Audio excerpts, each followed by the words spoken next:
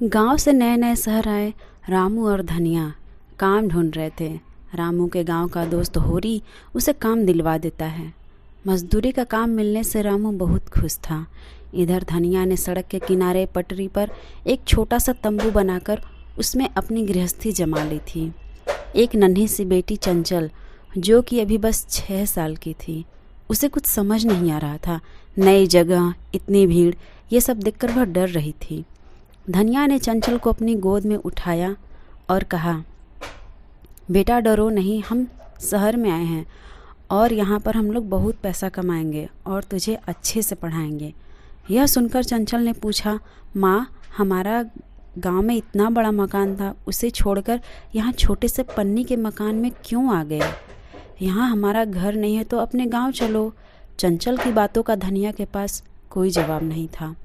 वह उसे समझाते हुए कहती है, बेटी चिंता मत कर, तेरे बाबा बहुत मेहनत कर रहे हैं, एक दिन शहर में भी हमारा अपना घर होगा। शाम को रामू वापस आया। उसे जो मजदूरी के पैसे मिले थे उनसे वह खाना बनाने का सामान ले आया। धनिया ने वही पास में चूल्हा बनाकर खाना तैयार किया। फिर तीनों खाकर अपनी छोटे से तंबू में जाकर सोने लगे। धनिया ने रामू से चंचल की बात कही। रामू ने कहा, अगर सही से काम मिलता रहा और कुछ पैसे बच गए तो किराए पर एक छोटा सा कमरा ले लेंगे। अगले दिन रामू काम पर चला जाता है।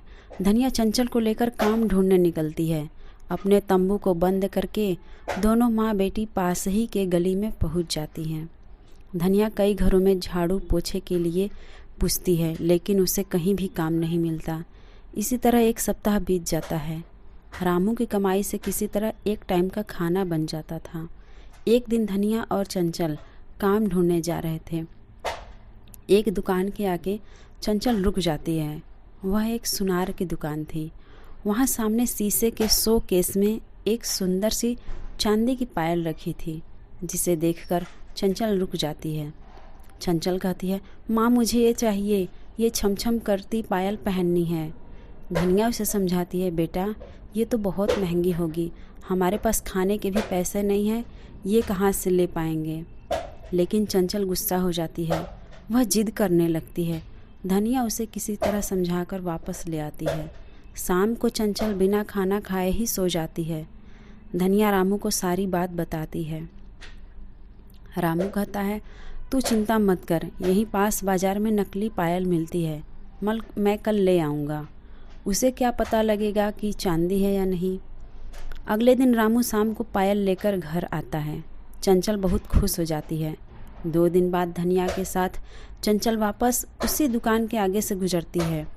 वहाँ उसे वही चांदी की पायल दिखती है। चंचल दोनों पायल को मिलाने लगती है। उस चांदी की पायल के सामने अपनी पायल उसे फीकी नज़र आती है। चंचल अपनी माँ से कहती है, माँ तुमने मुझे नकली पायल ला कर दी, असली देखो कितनी चमक रही है। धनिया ने समझाया, बेटी ये पुरानी हो गई है, वो नई है, इसीलिए ऐसा लग रहा है। लेकिन चंचल को धनिया की बात पर विश्वास नहीं होता। वह फिर से गुस्सा होकर घर आ जाती है। शाम के समय रामू घर वापस आता है। रामू कहता है, सुन, मुझे एक जगह काम मिल गया और रहने की जगह भी, साथ ही मेरे सेठ के घर में मैंने तेरे लिए भी बात कर ली है, उनके घर में रहेंगे और काम भी करेंगे। धनिया चंचल के सो जाने के बाद रामू को सारी बात बताती है। रामू कहता है, चल देखते हैं, पहले ये काम तो हो जाए। अगले दिन तीनों सेठ के घर पहुंच जाते हैं। रामू सेठ के कारखाने में काम करता था और धनिया सेठ के घर में काम करने लगी थी। एक दिन चंचल बाहर बरामदे में बैठी थी। धनिया झाड़ू पोछा लगा रही थी। तभी सेठ जी की बेटी वहाँ आई। चंचल ने देखा, उसने वही चांदी की पायल पहन रखी थी। उसे देखकर चंचल ज़ोर ज़ोर से रोने लगी। चंचल का रोना सुनकर धनिया दौड़कर उसके पास आई। सेठ सेठानी रामू भी वहीं आ गए। धनिया ने चंचल को किसी तरह चुप कराया, फिर रोने का कारण पूछा तो चंचल ने कहा, इसने तो वही पायल पहन ली है जिसे मैंने दुकान में देखा था, अब मैं क्या पहनूंगी। सेठ जी ने पूछा तो रामू ने सारी बात बता दी। यह सुनकर सेठ जी ने कहा, बच्चे सबके एक जैसे होते हैं, चल मैं इसके लिए तुझे पायल दिला देता हूँ, थोड़े थोड़े पैसे मजदूरी में से कटवा लेना। शाम को वापस आते समय सेठ जी ने चंचल के लिए पायल खरीद ली। रामू ने चंचल को पायल दी तो वह बहुत खुश हुई। अगले 7 महीने तक धनिया और रामू अपनी मजदूरी में से थोड़े थोड़े पैसे कटवाते रहे।